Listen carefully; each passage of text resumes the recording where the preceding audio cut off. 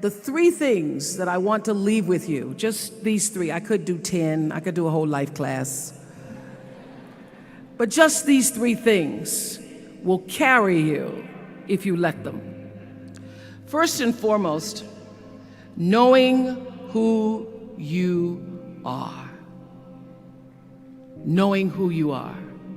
Being able to answer this question, who am I? And what do I want? You know, many times when I go out of the country, I am baffled by that question. To explain what is your occupation. I've stood there for 10 minutes. Well, am I a talk show host? Well, I'm more than a talk show host. Am I a businesswoman? I'm a businesswoman. I'm more than a businesswoman. Am I an entrepreneur? I'm more than an entrepreneur. So I just leave it blank or self-employed. So I'm not asking for the roles that you play as daughters. I'm not asking that question. What are the roles that you play as a daughter, as a friend, as a sister? You're going to be a lawyer, you're going to teach, you're going to be a pharmacist.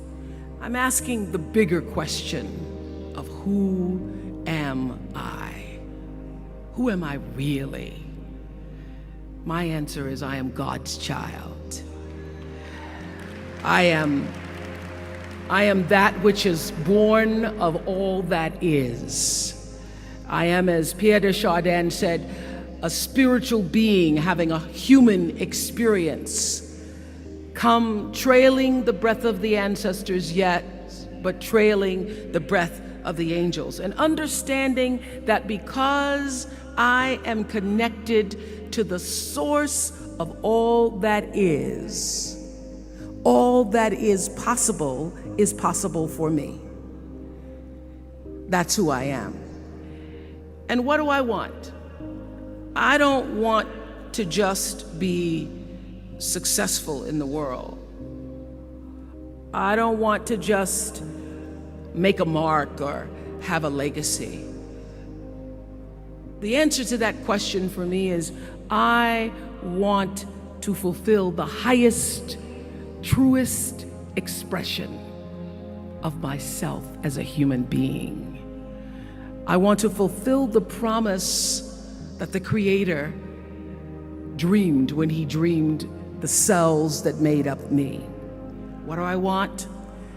You must have some kind of vision for your life. Even if you don't know the plan, you have to have a direction in which you choose to go. I never was the kind of woman who liked to get in a car and just go for a ride. I had a boyfriend who would say, let's just go for a ride. I want to know, where are we going? Do we have a destination? Is there a plan? Or are we just riding? What I've learned is that's a great metaphor for life. You want to be in the driver's seat of your own life, because if you're not, life will drive you. So, knowing who you really are in this space and time that we embody. That's number one. What do you want? Who are you? Number two, you must find a way to serve. Martin Luther King said that not everybody can be famous, but everybody can be great, because greatness is determined by service. Now, we live in a world where everybody wants to be famous and where we admire people for just being famous. We think being known brings us value. The truth is, all of that will fade in time. In 3 years, you won't be able to name the housewives of Atlanta. The real truth is that service and significance, service and the significance that you bring to your service is that which is lasting. So to be able to, whatever your occupation or job or talent or gift is, our honorees today getting doctorate degrees, to apparently opposite fields, HIV and AIDS and the spoken word. But what they have in common is service. Using the spoken word in service to community and the world. Using your knowledge and information about HIV and AIDS and medicine in service to the world. And if you look at all the most successful people in the world, whether they know it or not, they have that paradigm of service. Everybody's talking about Mark Zuckerberg and IPO. Service. Jay-Z rapping. Service. Through the word, to people, through song. For many years, I was really just happy to be on TV, and people would stop and say, "Oh, you on TV?" "Yeah, I'm on TV. I like being on TV. It's a nice job." And it was about the time that I received my honorary doctorate from Spelman around 1993. So I don't know if that had something to do with it. I thought of myself as Dr. Winfrey. That I went back and I took a long look at what it was I was doing on TV and made a decision that I was no longer going to just be on TV, but I was going to use TV as a platform, as a force for good, and not be used by TV. And I will tell you, my decision to make that significant change in the way I operated on television, using television as a service, changed my career exponentially. Service through medicine, service through art. Using whatever it is you produce, your product, as a way of giving back to the world. When you shift the paradigm of whatever it is you choose to do to service, and you bring significance to that, success will, I promise you, follow you. Service and significance equals success.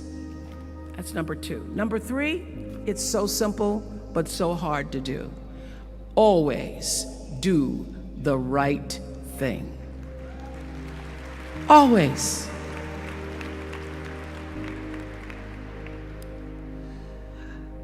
Be excellent. People notice. Think of how you notice. You go to Taco Bell, somebody gives you an extra napkin and some sauce. You notice. You want to go back to that person. Because even at Taco Bell, excellence shows itself. Be excellent. Let excellence be your brand. Everybody talks about building a brand. I never even knew what that was. When people would say, "You're a brand," I would say, "No, I'm just Oprah." What I recognize now is that my choice to, in every way, in every example, in every experience, to do the right thing and the excellent thing is what has created the brand. Years ago, I did an ad for Revlon for an ad they were doing called Unforgettable Women. And what I know is that when you are excellent, you become unforgettable. People remember you. You stand out. Regardless of what it is, you become an unforgettable woman. And that is what we all want. We want to be unforgettable and not forgettable. So doing the right thing, even when nobody knows you're doing the right thing, will always bring the right thing to you. I promise you that. Why? Because the third law of motion is always at work. For every action, there's an equal and opposite reaction.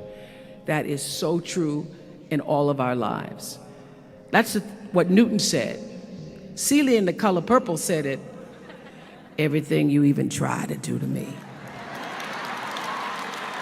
already done to you. Everything you even try to do to me, already done to you.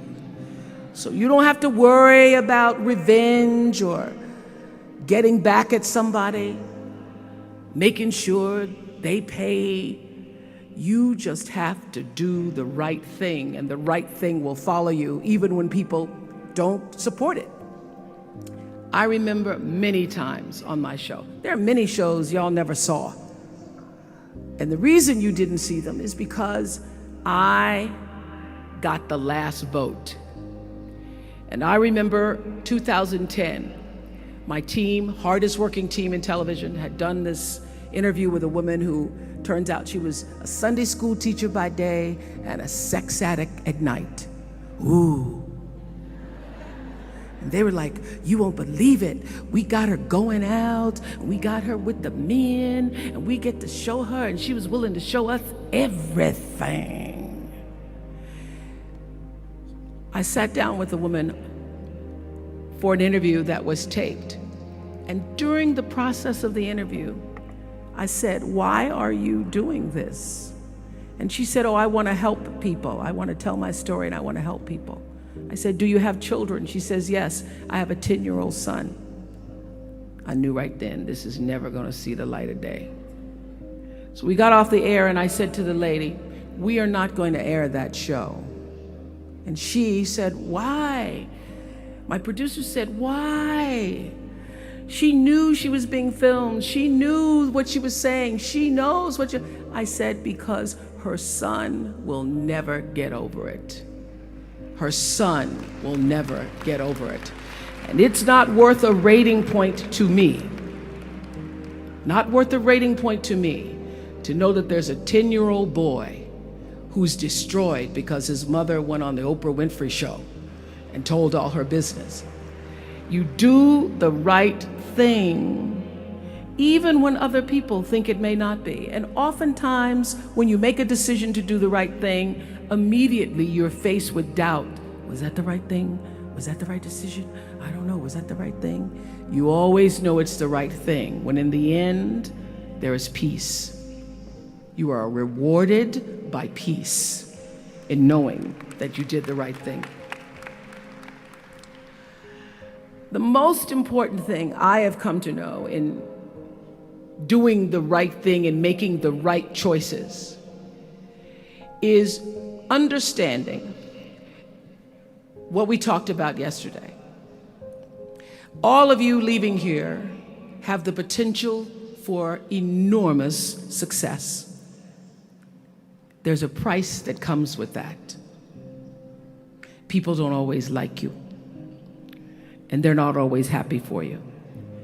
And if you surround yourself with people who are not accustomed to your success, they become fearful. They become scared because you are reflecting back something to them that they don't recognize. Now, they're not going to say, you know, I'm very fearful, because you're reflecting back to me something I don't recognize. They're going to say, you know what they're going to say? They're going to say, who she thinks she is. Who she thinks she is. That only happens when you are around people who do not mean and want and aspire to the best for you. People who want the best for you want you to be your best. So my greatest advice to you is to surround yourself with people who are going to fill your cup until your cup runneth over. So when people say you're so full of yourself, you can say, yeah. Yes, I'm full. I'm so full, my cup runneth over.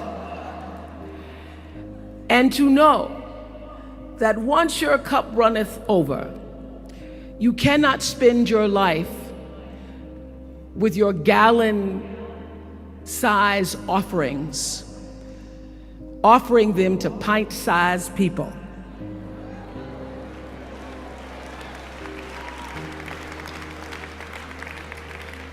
You have got to surround yourself with gallon-sized people who can hang in the same company with you, so that you're not offering your gallons to those little pints out there who can't hold it anyway. Choice to change the world. I love that song. I love hearing you all sing that song. And what I know for sure is that the biggest choices begin and end with you, your internal big questions. Who do I want to be in the world? My relationship to source energy, to all that is God. I'm not talking about what you believe in God. I'm talking about your experience of that which is all life, which is divine and universal. I'm talking about the big deal. Being connected and aligned with that. When you are tuned in and charged into that, whenever you feel empty, you go inside yourself and you connect to the source, and you know that all things are possible. To know that, and to choose to do the right thing in service and significance, I promise you, you will create a vessel of service for yourself first, because you have to honor yourself first. You have to give to yourself first, otherwise you have nothing to give away. You will create a vessel for yourself, for your family, your community, and the world. And those three things will not only lead you to a blessed life. I stand as a witness. My life is so blessed, I can't even take it in sometimes. It will lead you not just to a gifted life and a rewarding life that fills you up, but a sweet life. That's what you want. You want the sweetness. You want it to be so sweet, so that even when the storms come, and they will, you'll know, this too shall pass. This too shall pass. The storm is passing over, and you shall not be moved, because you know who you are. When you can do that, grace will follow you. Grace and glory. And when they see you coming, it ought to make them proud. They say it's the click of your heels. It's the bend of your hair. It's the palm of your hand. It's the need for your care. Because you a woman. You a Spelman woman.